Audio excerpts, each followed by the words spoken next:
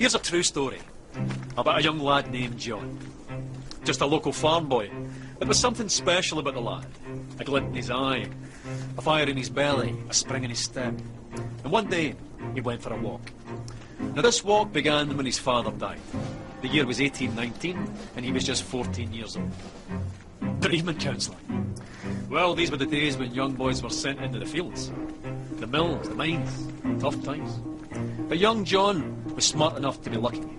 His father's farm, where he was born and raised, was sold, and the proceeds used to open a grocer's. Big responsibility for the wee lad. His own shop in Kilmarnock, with his name on the door, John Walker. Or Johnny, as the world now knows him. Back then, all grocers stocked a range of local single malts, but they could be a wee bit inconsistent. For John, that wasn't good enough. He began blending different malts together as a way of offering his customers a consistent, unique product. Now this backroom art quickly developed into a commercial proposition, and a very profitable one.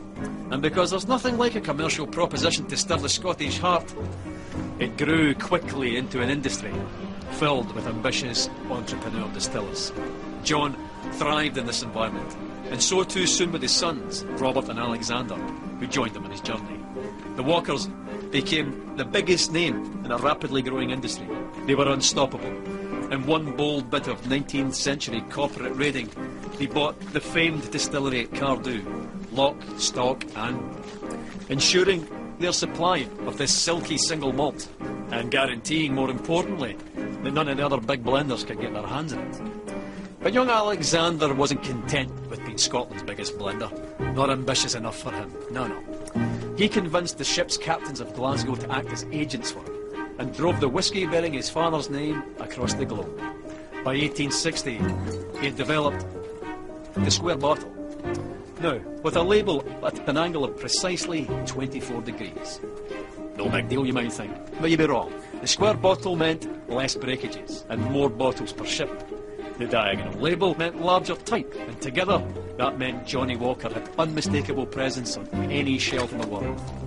The bottle became an icon, and the rich liquid it contained sought after and consumed across the globe.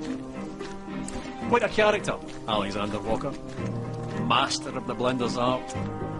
Ambitious, uncompromising. Mr. Walker. It was John's grandsons, George and Alexander II's turn to join him on his journey. They led the brand into the 20th century. By 1909, they had developed the iconic red label and black label, and persuaded Tom Brown, the best young illustrator of the day, to sketch a striding man in a napkin during a business lunch. In the stroke of a pen, the Victorian grocer was transformed into an Edwardian dandy. By 1920, Johnny's walk had taken him through 120 countries, and he continued walking through the brand's advertising over the next 50 years, into the fabric of global culture, deep into the dark hearts of several wars, to the pleasure palaces of the aristocracy, immortalised by screen legends, celebrated by filmmakers, singers, songwriters, novelists, shoulder to shoulder with the great sportsmen of the age, winning countless international awards for quality, and even being awarded the Royal Warrant by King George V. No going back after that. Not that going back would even have occurred to Johnny, or any of his family. By the end of the 20th century, the familiar red label and black label were joined by the green label, the gold label, and the grandest of them all, Johnnie Walker Blue Label. By the beginning of the 21st century, Johnnie Walker wasn't just the world's biggest whisky brand, but an international symbol of progress. The brand's keep walking mantra, adopted by pro-democracy protesters and parliamentary speechwriters.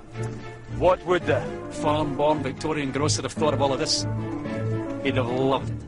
A Victorian farm-born grocer he might have been, but he and the family that followed him were possessed by a fiery ambition with the skill and intelligence to match. 200 years later, and Johnnie Walker's still walking, and he's not showing any signs of stopping.